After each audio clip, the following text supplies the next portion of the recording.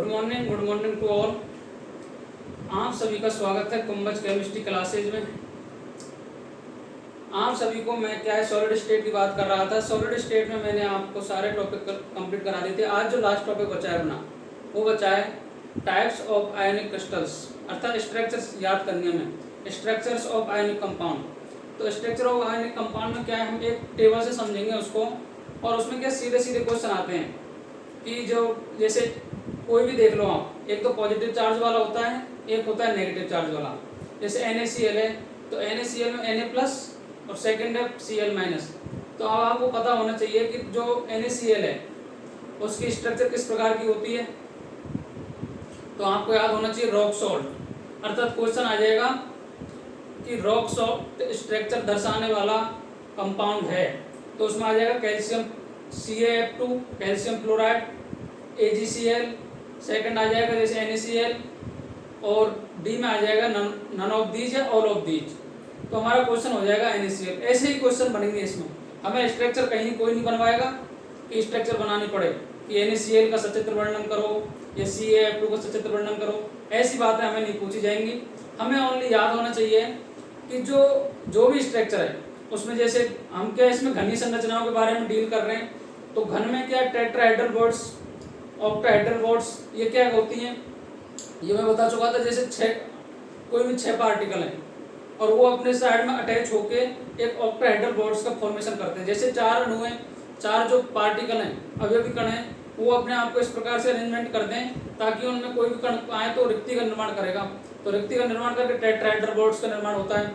तो ऐसे में बात करूंगा आज आपके सामने types of structure of ionic compounds, अर्थात आयनिक जो कंपाउंड है उनके स्ट्रक्चर क्या क्या होती है। जैसे NaCl की बात करता हूं मैं, तो आपको याद होना चाहिए, देखो नेम ऑफ स्ट्रक्चर संरचना का नाम, और सेकंड है अवयवी कण की स्थिति, अर्थात जो लोकेशन है वो पार्टिकल की वो घन में कहाँ कहाँ पाई जाएगी, ये चीज़ हमें याद करनी है।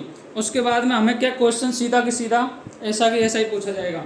अब उसमें बात करता हूँ मैं NaCl की। जो NaCl की स्ट्रक्चर होती है उसको मैं AB टाइप स्ट्रक्चर बोल सकता हूँ, क्योंकि इसमें क्या होगा, एक पॉजिटिव चार्ज वाला Na प्लस और दूसरा होगा Cl माइनस, तो इसको AB टाइप में बोल सकता हूँ। तो अब लोकेशन क्या होगी, लोकेशन की मैं बात करूँ तो जैसे B माइनस का मतलब है अगर मैं इसको तोड़ूं तो ये टूटेगा A plus minus B minus, अर्थात एक प्लस में एक माइनस में, क्योंकि ये आयनिक कंपाउंड होते हैं। और आयनिक कंपाउंड कहाँ बनते हैं, आयनिक कंपाउंड का मतलब है कि जिनकी जो इलेक्ट्रोनेगेटिविटी है उसमें अंतर होता है, ऐसे कंपाउंड आयनिक कंपाउंड को फॉर्मेशन करते हैं। आपको ये बातें याद होनी चाहिए। तो रॉक सॉल्ट स्ट्रक्चर होती है NaCl की, उसके बाद AB टाइप की स्ट्रक्चर है इसकी। उसके बाद जिसमें जो B माइनस है ये तो पाएगा CCP लेटिस में, अर्थात क्यूबिक क्लोज पैकिंग, अर्थात घनीय संरचना का जो लेटिस है उसमें पाया जाएगा ये B माइनस और Cl माइनस। B माइनस का मतलब ही इसमें Cl माइनस है, जो NaCl का Cl माइनस है ना, ये CCP लेटिस में पाया जाएगा।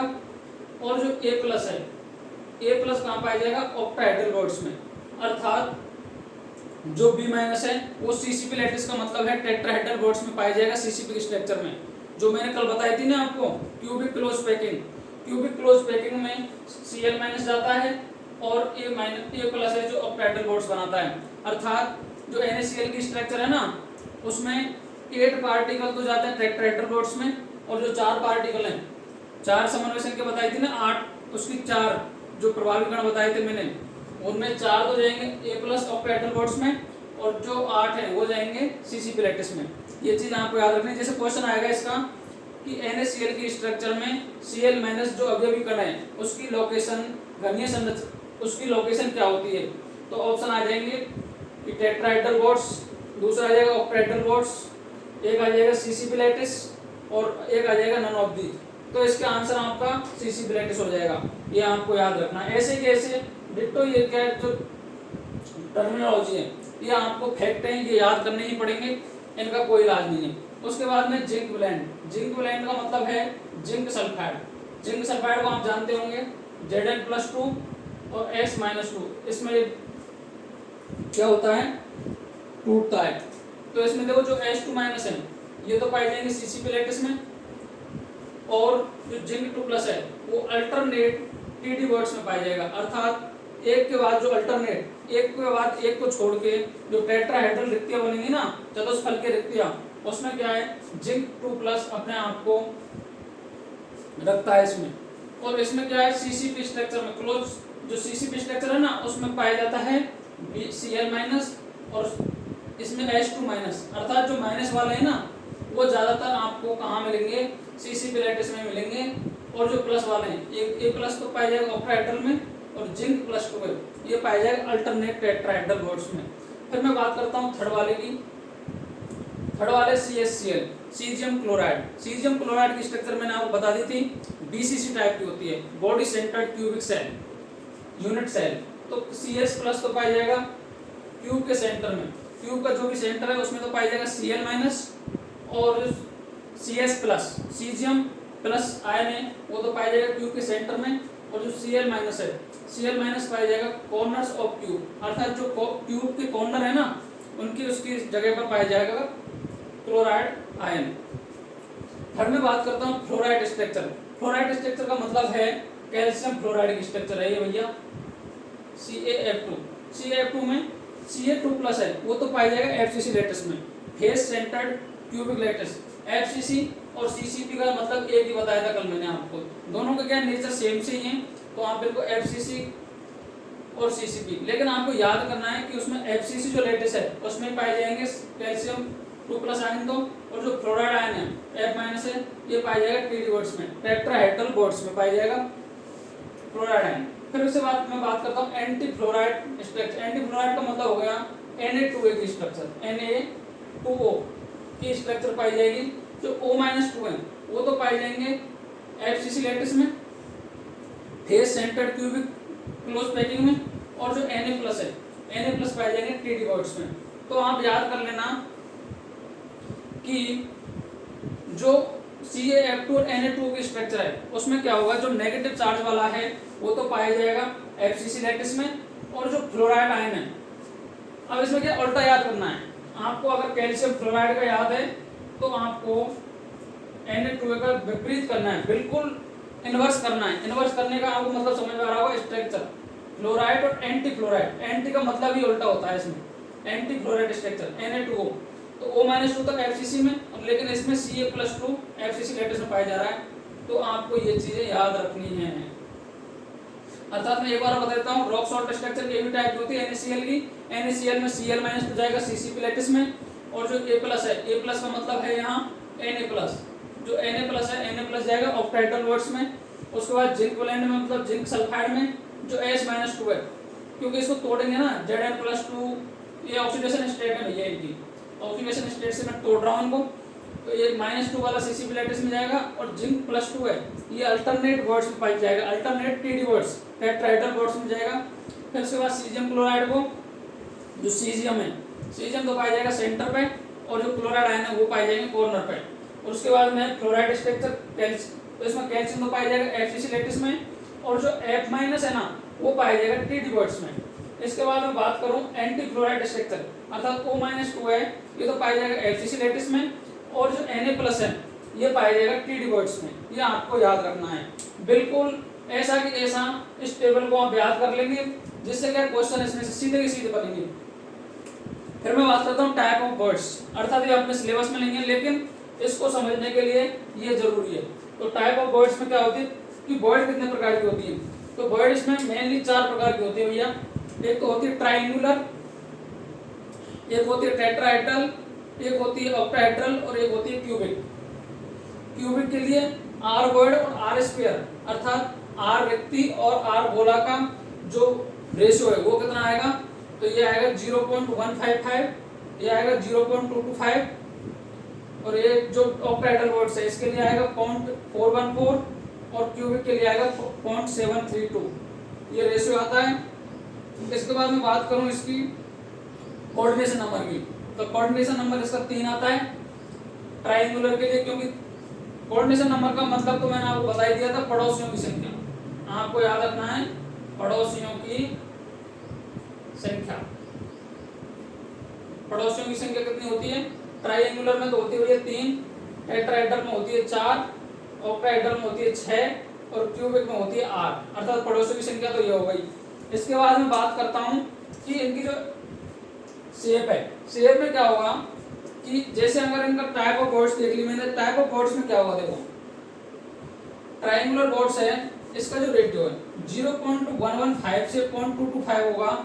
इसके अगर मध्य में है तो वो हमेशा कौन सी बोर्ड बनाएगा, ट्रायंगुलर बोर्ड बनाएगा वो, तो उसको क्या है, ट्रायंगुलर बोर्ड बनाएगा वो। और उसकी जो 0.115 से 0.225 के मध्य है वो तो बनाएगा ट्रायंगुलर बोर्ड्स, और उसकी कोऑर्डिनेशन नंबर होगी 3, और 3 होने पर उसका जो स्ट्रक्चर है, स्ट्रक्चर किस प्रकार की होगी, प्लेनर ट्रायंगल, अर्थात जो स्ट्रक्चर है इसकी वो इस प्रकार से होगी भैया, प्लेन में ट्रायंगुलर बन जाएगा, त्रिभुज बन जाएगा ये समझ लो आप, ठीक है।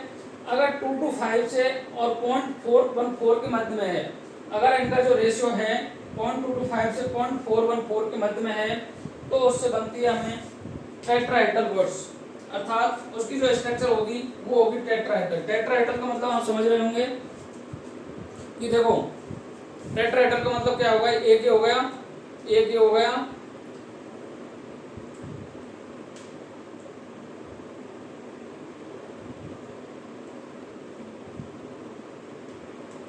ये तो हो गई ट्रायंगुलर, देखो ट्रायंगुलर हो गई। और टेट्राहेड्रल में क्या हो कि एक और आ जाए, एक और आ जाए,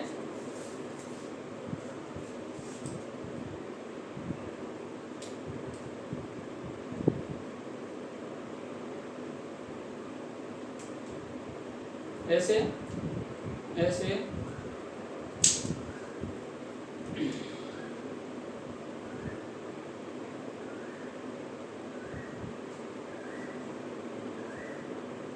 ये कौन सी हो गई, टेट्राहेड्रल, अर्थात ये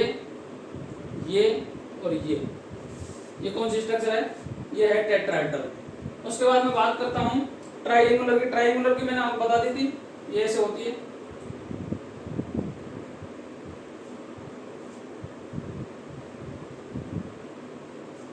ये ट्रायंगुलर है, देखो ट्रायंगुलर, अगर इसमें एक और लगा देंगे तो ये भी टेट्राहेड्रल। इसके बाद मैं बात करता हूँ ऑक्टाहेड्रल बोर्ड्स की। ऑक्टाहेड्रल बोर्ड्स कैसे बनती हैं कि 6 जो एटम है, अब टेट्राहेड्रल बोर्ड्स का मतलब क्या होगा, देखो अगर जो ये रेशियो है ऑक्टाहेड्रल का 0.414 से 732 के मध्य में है, ऑक्टाहेड्रल बोर्ड्स में क्या होगा 0.1414 से 732 के मध्य में है, तो उसमें ऑक्टाहेड्रल बोर्ड्स बनती हैं। ऑक्टाहेड्रल का मतलब ये होता है भैया,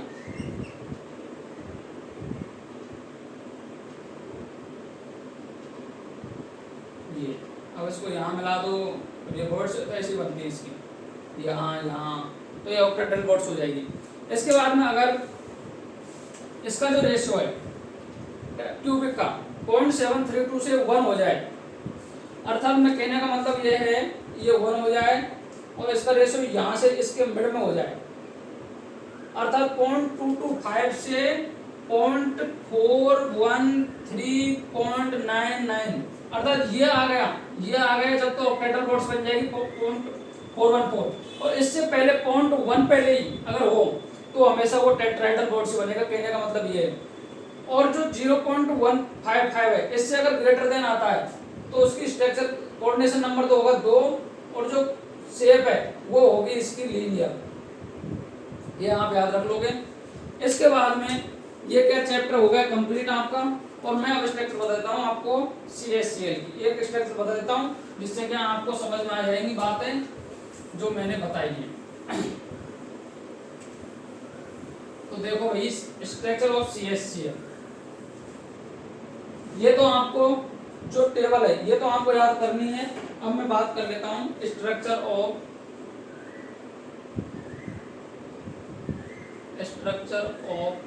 CSCl।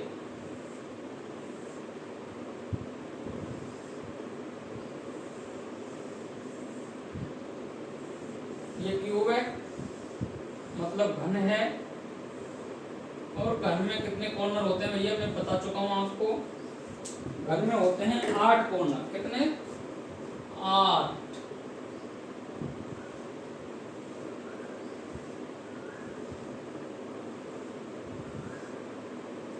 8 कॉर्नर होते हैं और एक होता है सेंटर। एक होता है, ये तो है सेंटर। सेंटर का मतलब है यहाँ जो एग्जिस्ट करेगा वो करेगा सीजियम प्लस, और जो ये कॉर्नर है, कॉर्नर पर करेगा क्लोराइड आयन, अर्थात यहाँ क्लोराइड, यहाँ क्लोराइड, यहाँ क्लोराइड, यहाँ क्लोराइड, यहाँ क्लोराइड, यहाँ क्लोराइड, यहाँ क्लोराइड, यहाँ क्लोराइड आयन, तो यहाँ आ गए सीजियम प्लस। अर्थात अगर आपको इसकी व्याख्या करनी पड़े तो CaCl जो स्ट्रक्चर है वो एक body centred cubic cell structure है, अर्थात काय केंद्र घनी संरचना है जिसके कॉर्नर पर 8 क्लोराइड आयन पाए जाते हैं और उसके सेंटर में एक सीजियम प्लस आयन पाया जाता है। ये इसकी स्ट्रक्चर है। इफेक्टिव पार्टिकल का मतलब आपको समझ में आ रहा होगा। इफेक्टिव पार्टिकल है इसके 2 FCC, रिक्त प्रभाज, वॉइड फ्रैक्शन, वॉइड एफिशिएंसी आदि की बातें मैं कंप्लीट कर चुका हूँ इसमें। और इसमें से जो क्वेश्चन बनेंगे वो कैसे बनेंगे आप देख लेंगे एक बार।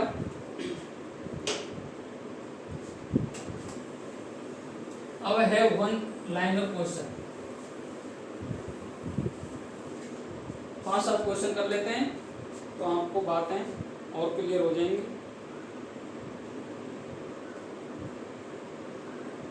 1 लीनियर में क्या होगा देखो,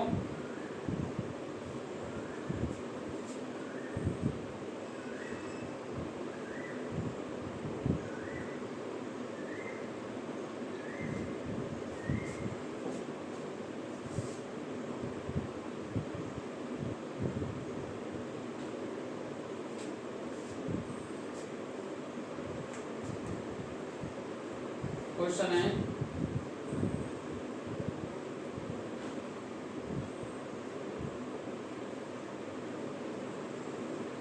घनीय संरचना में काय विकिरणों की संख्या होती है। ये है क्वेश्चन नंबर 2 है।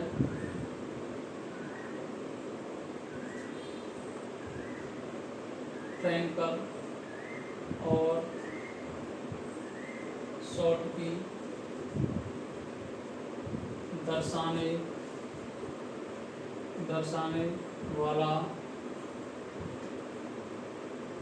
कंपाउंड है।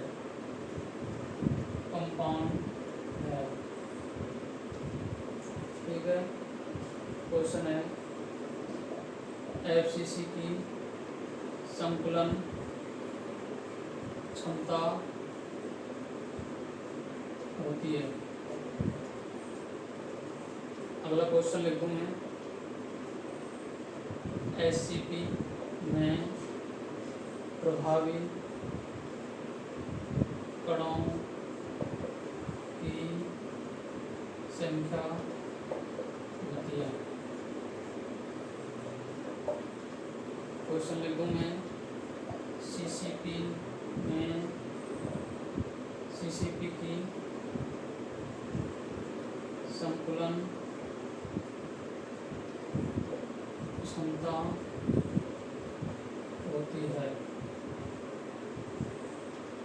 क्वेश्चन लिख दूं मैं, BCC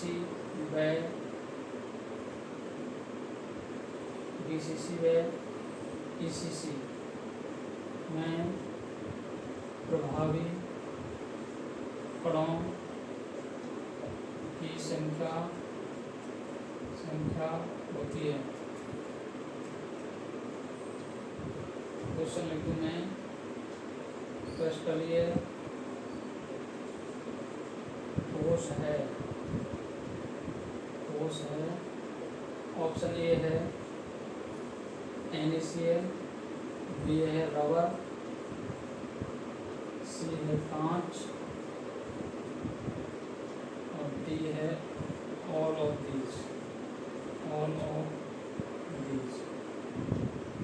इन क्वेश्चनों को आप देखेंगे एक बार। घनीय संरचना में काय विकिरणों की संख्या होती है, तो घनीय संरचना में काय विकिरणों की संख्या का ऑप्शन जैसे आ जाएंगे इसके,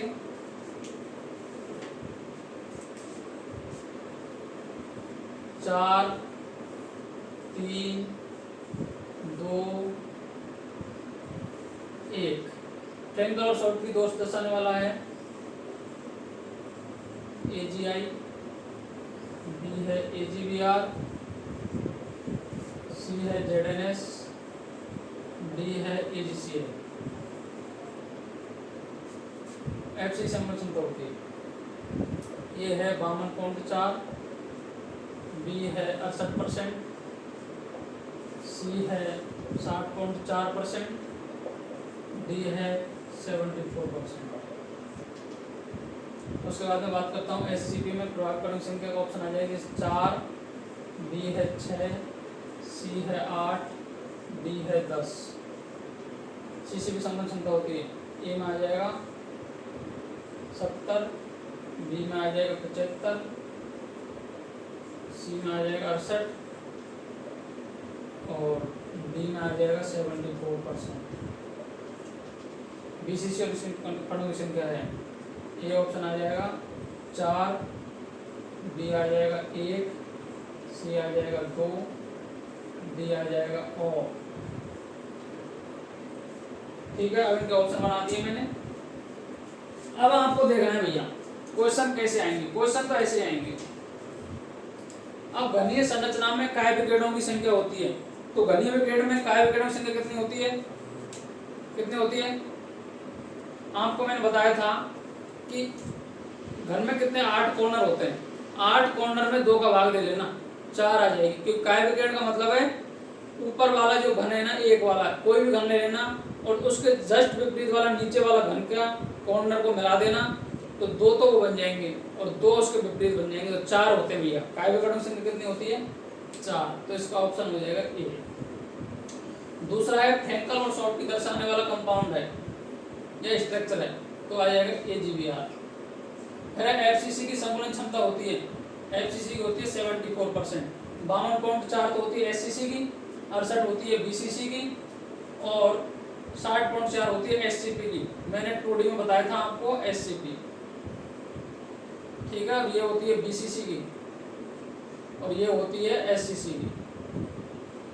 SCP में प्रभावी कणों की संख्या कितनी होती है, तो इसमें होती है 6 और FCC और CCP में होती है 4, 8 होती है, 8 किसी में नहीं होती और 10 भी किसी में नहीं होती। ठीक है, CCP की संकुलन क्षमता होती है तो ये 74% की होगी, 68% किसी होती है BCC की, 75 किसी की होती नहीं है, ना 70 होती है। BCC और ECC प्रभावी कणों की संख्या कितनी है? ये 4 तो पाई जाती है FCC में, 1 पाई जाती है SCC में, ये तो पाई जाएगी SCC में, ये पाई जाएगी FCC में और ECC में और BCC में कितनी होती है? 2 होती है। तो ECC में तो विपरीत फलकों पर होता है और BCC में उसके बॉडी सेंटर्ड पर होता है और AGCL ये क्या है? ऑल ऑफ दीज, तो ऑल ऑफ दीज हो नहीं सकता।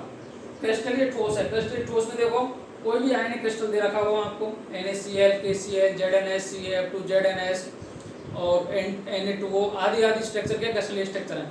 जबकि देखो रबर है, कांच है, तो रबर और कांच किस में आते हैं? अपने एक्रिस्टलियम अमोर्फस स्ट्रक्चर में आते हैं, तो NaCl अपना आंसर हो जाएगा इसका। तो यहाँ तक मैं आपको सॉलिड स्टेट की सारी बातें कर चुका था और आज अपना जो सॉलिड स्टेट वाला चैप्टर है वो हो जाता है कंप्लीट। और अब भी क्या 2 यूनिट हो जाती हैं, सॉलिड स्टेट एंड सॉल्यूशन, दोनों के आप पूरी वीडियो देख लें, आपको कहीं ना कहीं कोई ना कोई एग्जाम में आपको क्वेश्चन इनमें से मिल जाएगा। आज के लिए रखते हैं हम यहीं तक, नेक्स्ट वीडियो में मिलते हैं अगले चैप्टर के साथ। Thank you very much, have a good day. Ram Ram साहब।